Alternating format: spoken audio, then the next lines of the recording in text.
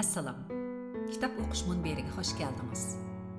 Hozir anglaydiganingiz Yalqın Rozining Tanqidning ko'zida nomli maqola obzorlar to'plamiga kirgizilgan asar Musaboyevlarning hisobot daftari. Samingizga selib qo'ydiganim Tanqidning ko'zida nomli bu kitob vatanda nashrga tayyorlanib bitgan bo'lsa-mu, lekin nashr qilinib tarqitilishga ruxsat qilinmagan.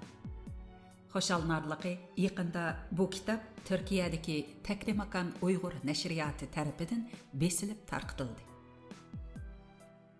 Musaboyevlarning hisobot daftari. O'tir asrning oxirlari Yevropada savdo tijorat ishlari eng gullangan shahar Italiyaning Venetsiya shahri bo'lib, bu shahardagi savdo tijoratning gullanishi Marco Polo sayohat xotirasining yozilishiga fursat yaratgan. Ahırda Yevropada adabiyot san'atning qayta gullanishiga ham Kolomboning yangi qit'ani tepishig'i turtki bo'lgan. Shekspir mo o'zining mashhur komediyasi Venetsiya savdogarini mushu shaharning orqa ko'rinish qilib yozib chiqqan. Shu sababdan Venetsiyaliklar ona yurtining o'tmishdagi gullangan savdo tijorat ishlaridan cheksiz faxrlanadi. Ular mushundaq faxrlanish hissiyoti bilan qurib chiqqan muzeylarga ayni yillardagi hisobot daftarlarini qimmatli asar atqa sifatida tizib qo'yishni esidan chiqarmagan. Savdo tijorat ishlarida hisobot daftari tutish, buxgalterlik tuzumini yo'lga qo'yish birovlarning xususiy ishi bo'lmasdan, balki bir el yoki bir xalqning madaniyat saviyasining yuqori tubanligi va ish bajarish odatining inchika yoki inchika emasligini ko'rsatadigan muhim omillarning biri. Bu tushunchani biz rossiyalik N.V. Bagyavelinskiy yozgan Sadichinning sirtidagi Jungoning g'arbiy rayoni nomli kitobdagi bayonlarni cho'nqur his qilib olaymiz. Bagyavelinskiy 19-asrning oxiri va 20-asrning boshlari Xinjiangda 10 yildak konsullik xizmati qilish jarayonida ko'rgan, anglagan, o'ylagan va his qilganlarini 1906-yili kitob qilib yozib chiqqan. U kitobida Xinjiangdagi millatlardan Mo'ng'ollar bilan Qozoqlarda savdogar yo'q, savdo odati yo'q deb yozish bilan birga Uyg'ur, Xanzu, Xuyzu, Tatar, O'zbeklarning savdo tijorat aloyidligi ustida keng kushadi to'xtalgan. Bagyavelinskiy mundaq yozadi.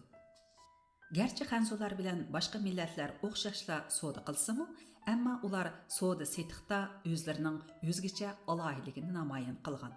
Xuddi mening ko'rsatganimdek Uyg'urlar sheriklashib ish qilmaydi. Jidal qilishga, da'vo qilishga amroq. Bu sheriklashishga, hamkorlashishga nihoyat to'salg'i bo'ladi. Ikki Uyg'ur urug' tuqqan bo'lgan taqdirdami, billa savdo setiq qila olmaydi. Shunga ular o'z oldiga ish qiladi. Ularning orasida cho'ngroq do'kon tugul, sheriklashib tijorat qiladigan do'konlarmi yo'q. Qashqarlik bir Uyg'urning bir mazgil do'konda ishlab, oz to'la pul topgandan keyin qiladigan tunji ishi kichik ko'lamlik bo'lsa-mu, o'ziga ta'da do'kon ochishga tirishish. Shunga Uyg'urlarning ichida cho'ng korxonalar bek oz. Cho'ngroq korxonalarmi uzoqqa putirab tura olmaydi. Ularning aksicha Xanzular sheriklashib ish qilishga, bo'libmi turli shaklda pay qo'shib ish qilishga amroq. Mening bu deganim Xanzular urug' tuqqan, do'st birodarchilikka bek e'tibor berdi deganlik emas, ammo ular unumga ahamiyat berdi. Inchki hisobot qiladi. Ishni ustuliq bilan qiladi. 261-bet. Xanzu savdogarlarining nihoyat puxta, mukammal savdo odati bor. Ammo Uyg'ur savdogarlarining savdo jihatda aniq qoida mezoni yo'q. Ularning savdosi nihoyat qalaymaqan. Hisobot daftarida hisobot aniq emas. Shunga Uyg'urlar hatto o'zi qilayotgan savdoning ahvolini aniqmi bilib ketmaydi. Ular savdoda ancha lavzida turmaydi. Dal mushu sababdan bo'lsa kerak, ular bilan aloqa qilganda yozma tilxat korga keladi. 264-bet. Barliq Tatar savdogarlari, hatto kichik savdogarlarmi hisobot daftari tutadi. Cho'ng savdogarlar bo'lsa, rasmiy buxgalterlik tuzumini qo'llanishga boshladi. 293-bet. Görvelishqa bo'ludiki, Bagyavelinskiy ayni yillardagi Uyg'ur savdogarlarining savdo tijorat odatlaridagi qaloq taraflarini tanqidlaganda hisobot daftari tutmaslik beparvoligini alohida tilga olgan. İpek yoluning o'ttir belbag'ida yashash jarayonida chorvachilik, dehqonchilik va İpek yo'li xalqaro savdosidagi faoliyatchanlikdan iborat uch cho'ng iqtidorni hozirlagan millat sifatida İpek yo'lining avangard karvonlari bo'lib to'nilgan Uyg'urlarning bugungi avlodlari bu qurlarni o'qiganda albatta ko'nglining bir qismi bo'ladiganligi aniq. Biroq Bagyavelinskiy ko'rsatib o'tgan bu qaloq odatimiz bizning almisaqdan beri davomlashib kelayotgan odatimiz emas.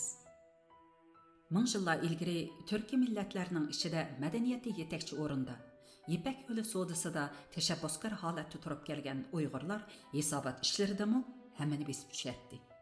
Buni biz Abul G'ozi Bahodirxonning Shajari Turk nomli asaridagi muni bayonlardan aniq ko'rib olaymiz. Uyg'ur xalqida turkiy tili bilan o'qigan kishilar ko'p edi. Daftardarlikni, divan hisoblarini yaxshi bilardi.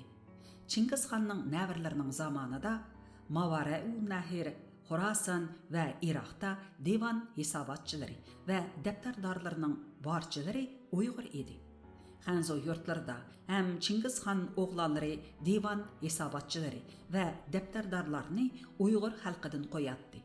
Chingizxonning o'rnida o'ltirgan o'g'li Oktay, Xorason, Mezandaran va Gilanni Uyg'ur Qurquz degan kishiga topshirgan edi.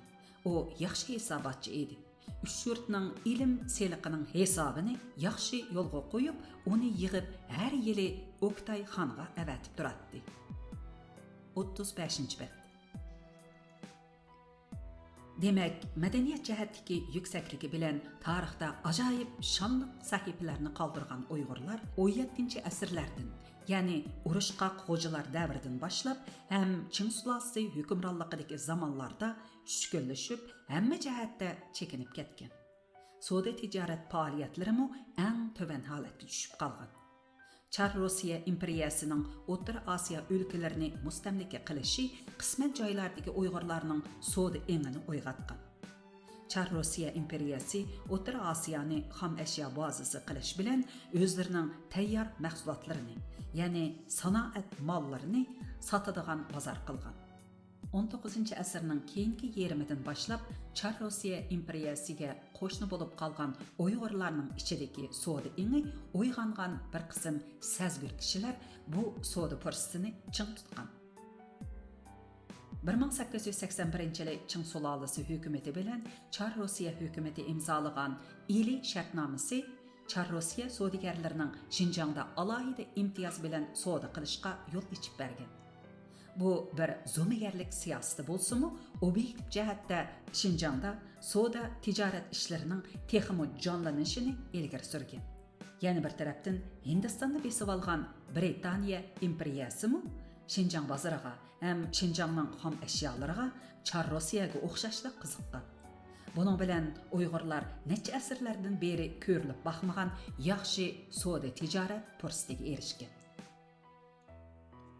Bagyavelinskiy Xinjiangda konsullik qilgan chog'lar Uyg'urlar yangi boshdan savdo tijorat ishlariga kirishib, Uyg'ur jamiyatida boylar qatlami shakllanishga boshlagan yillar edi.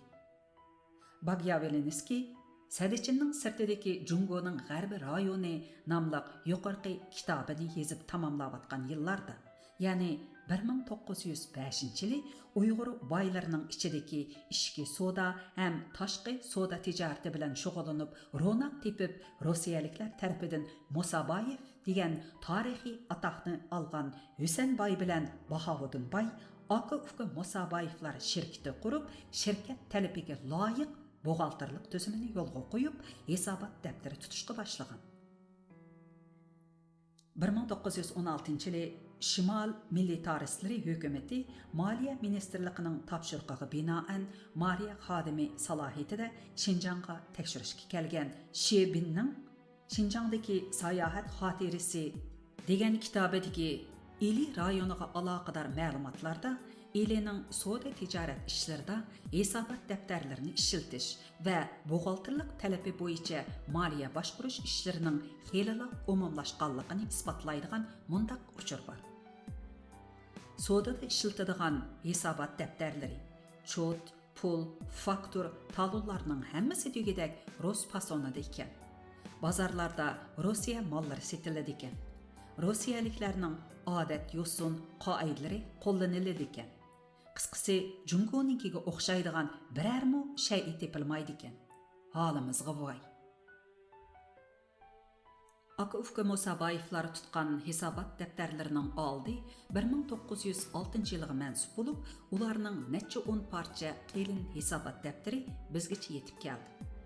1906 yildan 1940 yillargacha bo'lgan savdo tijorat ishlarining inchika xotirasi bo'lgan bu 10 necha parcha hisobot daftari bizning 20-asr savdo tijorat tariximizda so'yinib turib tilga ilishimizga arziydigan qimmatli boylik. Bu hisobot daftarlari yana savdo madaniyatimizning yorqin xotirasi bo'lish bilan birga Xinjiangning jumladan Musabayev jamoatining yarim asrlik savdo tijorat ahvolini tadqiq qilishda bebaho qimmatga ega. Xuddi Wei Changxun apandining Musabayev teri zavodining tarixiy o'zgarishini tadqiq qilish Xinjiang milliy burjaziyasining borliq kelishi va taraqqiy qilishini tadqiq qilishdagi oshqushliq masala bo'lib qolmasdan, yana yaqinqi zamon Xinjiang jamiyatining aloyligini va qonuniyatini bilishgami intayin foydaliq deb yozganidek maqsadga yetishda ularning har qaysi yillardagi savdo tijorat ahvolini aks ettirib beradigan hisobot daftarlarini tadqiq qilishga murojaat qilmay mumkin emas.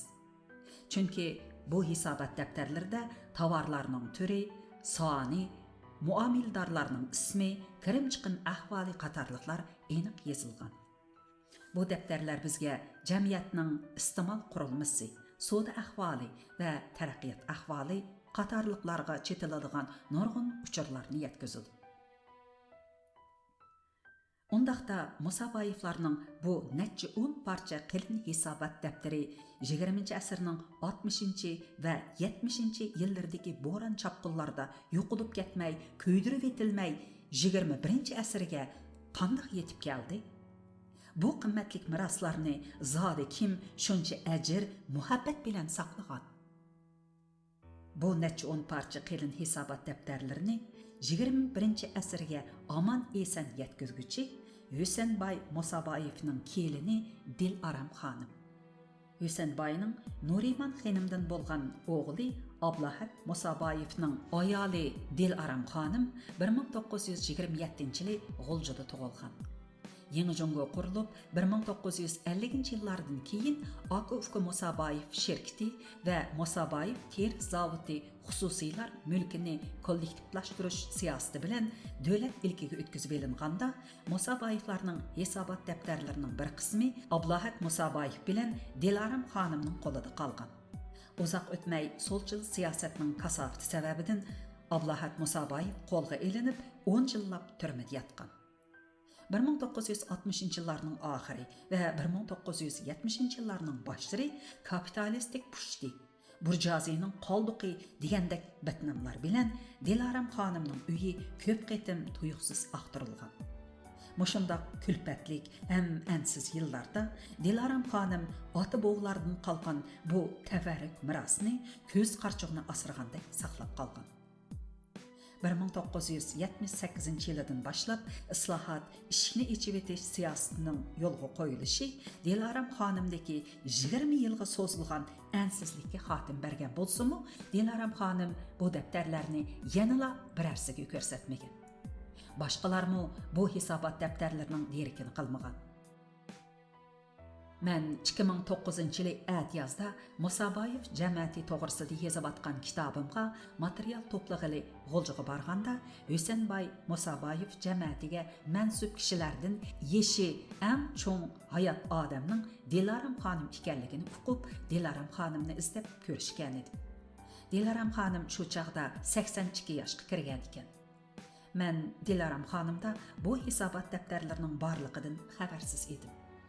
Ziyaret jarayonida Dilaram xonim mening aka uka Musaboyevlarning 9 töhfisi nomli maqolamni o'qiganligini, yozganlarimdan xursand bo'lganligini aytib, o'zida necha 10 parcha hisobot daftari borligini, qiziqsam menga berdiganligini aytdi. Men xushallik bilan qabul qiladiganligimni bildirib, rahmat aytdim. Shundoq qilib, bu qimmatli tavarruk mening qo'limga o'tdi. Men bu hisobot daftarlarini yashikka qachilab, G'uljidan Urumchiga akilib, necha qitim varaqlab chiqdim.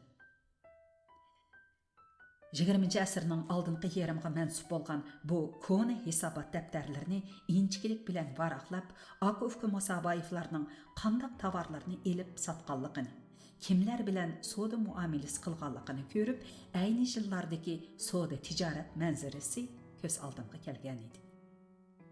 2013 yili konsul Bagyavelinskiyning Xinjiang xalq nashriyati Xanzuchadan tarjima qilib nashr qilgan Sadichinning sirtidagi Jungoning g'arbiy rayoni nomli kitobidagi Uyg'urlarning savdo odatidagi qaloq taraflarni tanqid qilgan bayonlarni o'qiganda, ondan bir qo'lida zamonaviy milliy sanoatning bayrog'ini lapildatgan, yana bir qo'lida yangi muarifning mash'ilini yelinjatgan buyuk yo'lboshchi aka-uka Musaboyevning savdo tijorat ishlarida buxgalterlik tuzumini yo'lga qo'yib, mukammal hisobot daftari tutganligiga ofirin aytdim. 20-asr Uyg'ur jamiyatidagi mashhur 3 jamoatning biri bo'lgan Musaboyev jamoatining kelini bo'lish sifati bilan Musaboyevlarning necha 10 parcha qilin hisobot daftarini ming mushaqqatda saqlab, avlodlarga omon eson yetkazgan to'hpakor ona Dilaram xonimga minglarcha tashakkur etdim. Mening aka-uka Musaboyevlarga ofirin aytishim, ularning savdo tijorat ishlarini qoidalik yurishtirish, shirkat va zavodni o'lchamlik boshqarish jihatdagi boshlamchiligiga qartilgan bo'lsa, Dilaram xonimga tashakkur etishim, beshiga kelgan kulpatlarga bardoshlik berib, irodasizlik qilmay, hisobot daftarlarini ko'ydirib etmasdan, balki ularni botirlik bilan saqlab, milliy madaniyat xazinamizga qo'shgan to'hfasiga qartilgan. Shubhisizki, xalq ana shundoq tarixni yaratgan ham tarixni saqlagan to'hfakorlarni mangu unutmaydi. 2014-yil 12-oyning 12-kuni yozildi. Mikrofon oldida Nuriya Rahmat. Kirishtirgan muzikani Dilfiris Xani ishlagan. 2020-yil 3-mart Janvada unga elindi.